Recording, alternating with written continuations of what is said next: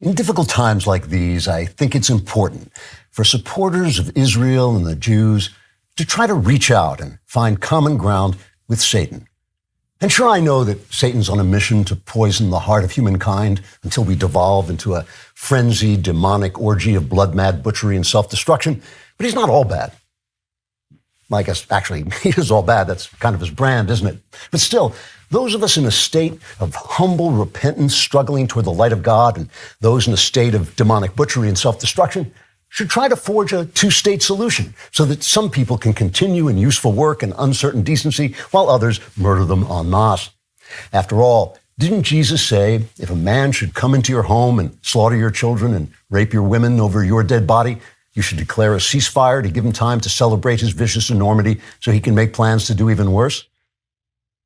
Okay, maybe those weren't Jesus' exact words, but I'm sure he would have said that if he'd thought of it, because if there's one thing we know about Jesus, it's that he was a really, really nice guy.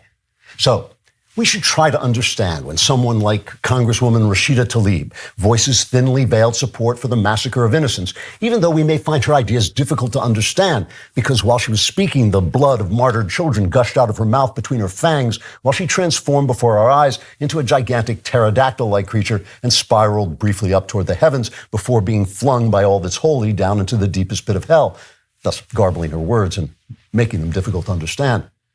And when literally dozens of student organizations at a Harvard University blame Israel for Hamas's brutal massacre of Israelis, shouldn't we take a moment to marvel at the creativity and industry of a prince of darkness who doesn't just reduce your children's souls to smoldering piles of crap, but actually charges you $55,000 a year in tuition to do it? And when LGBTQ plus activists express their support for Palestinian terrorists who would happily slice gay people into jerky before devouring them, shouldn't we be thankful that now we finally know that the plus stands for morons?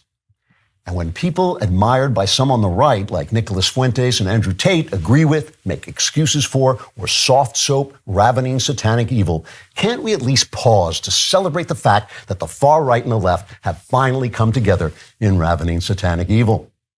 So by now, some of you are probably thinking, yes, I see what you're saying. How can I break free of this small-minded obsession with desperately trying to preserve even the smallest flickering spark of human decency within myself, and instead begin to develop a stronger working relationship with the denizens of the lightless pit of eternal death in which all moral sensibility turns to ashes?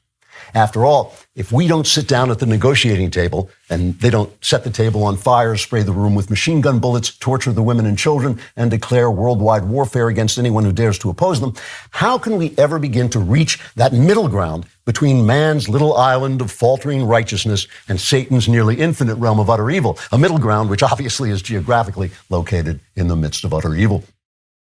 Well, you'll be glad to hear that you don't need a Harvard education to become drenched in the blood of innocence, well, though apparently it helps.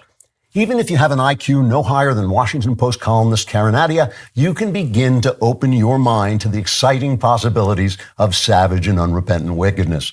All you need to get started are two simple words: yes, but. That's right. If you can look upon what, after all, is only the latest atrocity in the millennia-long war of the fallen human soul against the authors of God's Bible, and say just those two words, yes, but, you are well on your way to finding common ground with absolute evil in the place where absolute evil ultimately has its ground. Enjoy your stay there, your endless stay. Trigger warning, I'm Andrew Klavan, and this is The Andrew Klavan Show.